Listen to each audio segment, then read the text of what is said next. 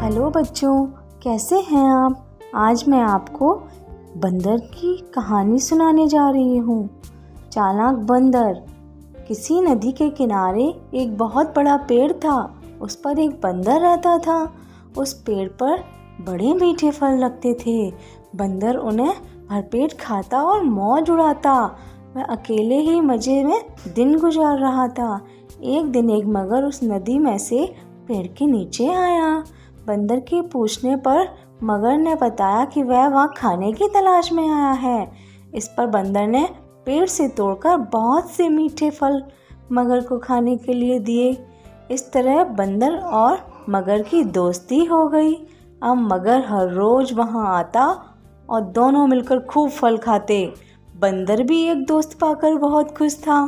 एक दिन बाद में मगर ने बंदर को बताया कि उसकी एक पत्नी है जो नदी के उस पार उसके घर में रहती है। तब बंदर ने उस दिन बहुत से मीठे फल मगर को उसकी पत्नी के लिए साथ ले जाने के लिए दिए। इस तरह मगर रोज जो जी भरकर फल खाता और अपनी पत्नी के लिए भी लेकर जाता। मगर की पत्नी को फल खाना तो अच्छा लगता था, पर पति का देर से घर लौटना पसंद नहीं था। एक दिन मगर की पत्नी ने मगर से कहा कि अगर वह बंदर रोज रोज इतने मीठे फल खाता है तो उसका कलेजा कितना मीठा होगा। मैं उसका कलेजा खाऊंगी।